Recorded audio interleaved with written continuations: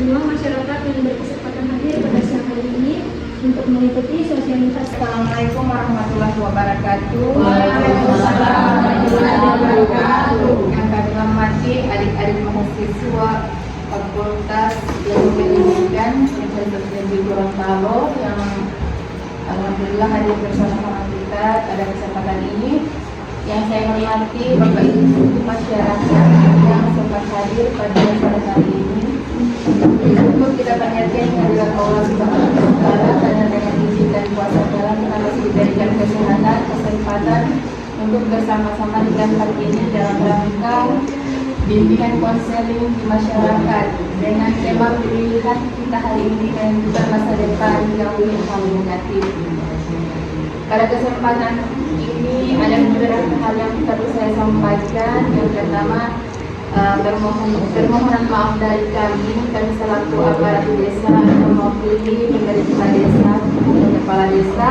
Di sini kami mohonkan maaf yang sebesar-besarnya apabila dalam pelayanan kami tidak sesuai dengan ekspektasi adik-adik mahasiswa karena berhubung besok mau lebaran.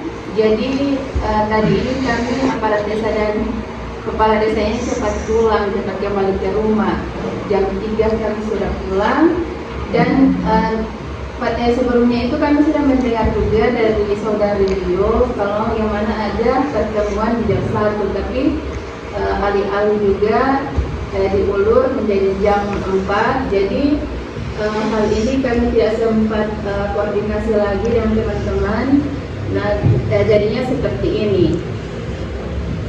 Dan ucapan terima kasih juga buat kami kepada adik-adik mahasiswa yang antusias datang di desa kami untuk menjadikan sosialisasi yang berpengaruh positif kepada anak-anak muda dan orang tua untuk menjadikan anak-anak muda dan anak-anak bangsa menjadi lebih lebih meningkatkan lebih ini apa sih? Sudah tahu cerita. Ya seperti itu. Jadi karena mohon maaf ini ya, soalnya saya baru bangun dari tidur, dikasih bangun dari tidur. Saya tidak tahu juga ini yang mana adik dia bilang kan jam 1, terus muncul jam 4. Jadi dia kacau video ini ya. Jadi untuk adik-adik mahasiswa sekali lagi saya ucapkan terima kasih sebanyak-banyaknya. Kami dari desa sangat mengapresiasi kegiatan ini. Dan hanya itu yang dapat kami sampaikan. Lebih dan kurangnya kami mohon maaf. Wassalamualaikum warahmatullahi wabarakatuh.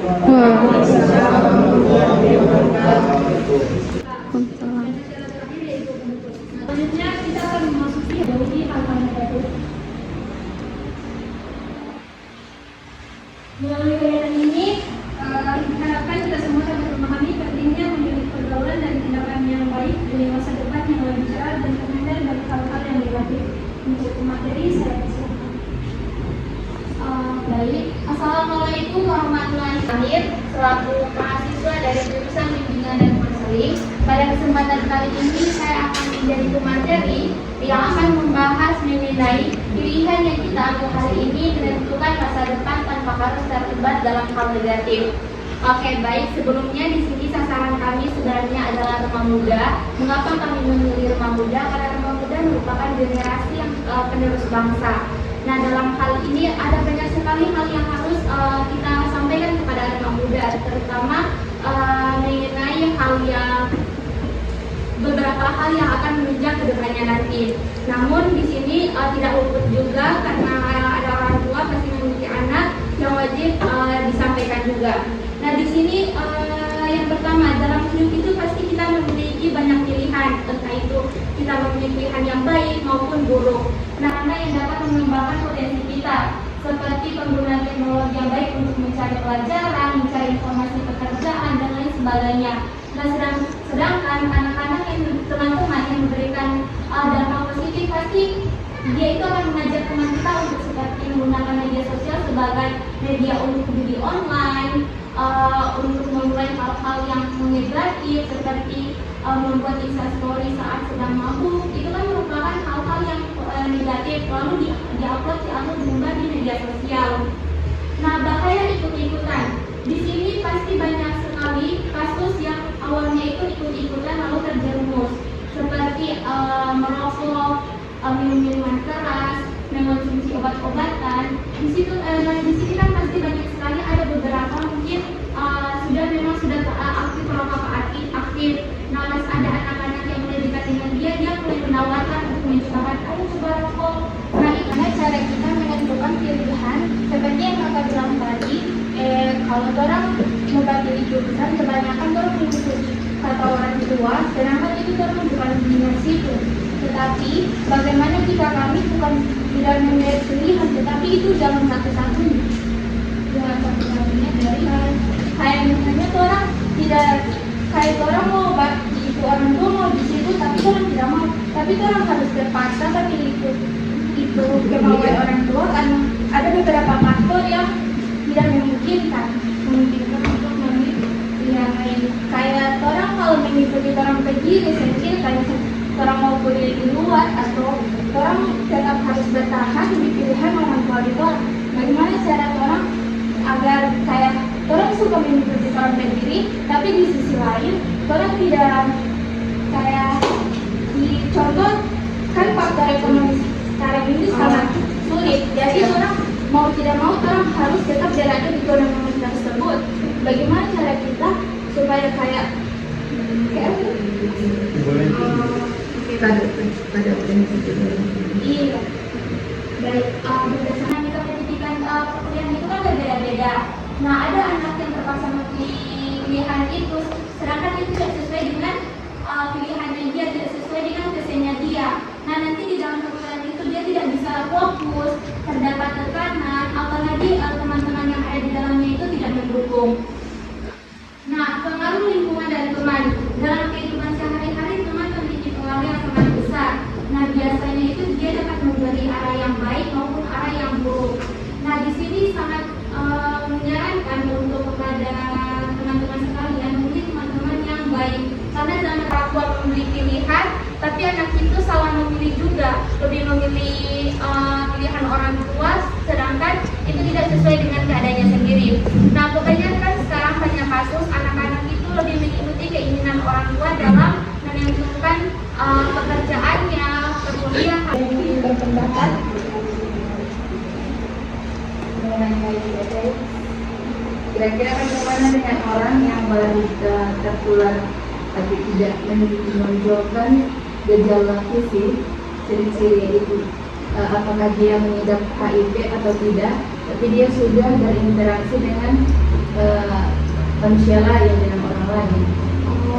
Kalau dia berinteraksinya itu hanya melakukan kegiatan sehari-hari, berhubungan seksual. Kayak seperti misalnya ada suami istri, itu suaminya ini pergi keluar. Nah, pas dia pulang kan dia dengan istrinya, kira-kira bagaimana saya macam seperti saya toh dan langsung gejala apa yang saya bisa lihat sama suami saya karena untuk mencegah saya sendiri, jadi kira-kira apa yang saya bisa lakukan itu apa yang bisa mengatasi itu. Ini maksudnya ini untuk orang bukan? Iya, karena ini kan kalau narkoba beda. Kalau narkoba dia sudah jelas-jelas pengkonsumsi, jadi dia memang pengguna narkoba kan. Nah, kalau HIV/AIDS ini dia sifatnya tersembunyi. Iya, sifatnya tersembunyi. Jadi orang bagaimana ketika orang ingin melindungi orang diri dari orang punya suami, dan suami ini tidak tahu melakukan hal-hal lain di luar sana dengan orang yang memiliki penyakit HIV. Jadi apa yang masyarakat bisa lakukan ini untuk mencegah orang masyarakat ini? Kira-kira bagaimana itu menurut kalian mahasiswa? Baik, untuk sekarang obat HIV itu sekarang ini belum ditemukan secara spesifiknya itu apa. Tapi kebanyakan ada obat-obat untuk menunjang adanya kurangnya penjagaan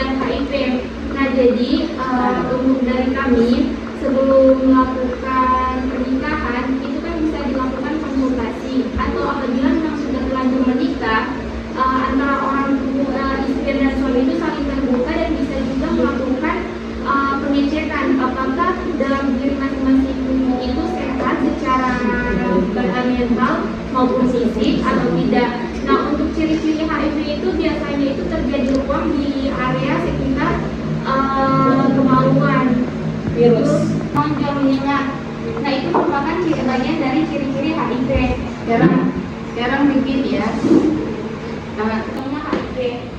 Makanya kita harus pintar-pintar untuk melakukan pemilihan pasangan, orang-orang terdekat dan sebagainya. Nah, di sini dari apa yang sudah dipaparkan itu merupakan awal dari pilihan. Apabila kita memiliki hal buruk, maka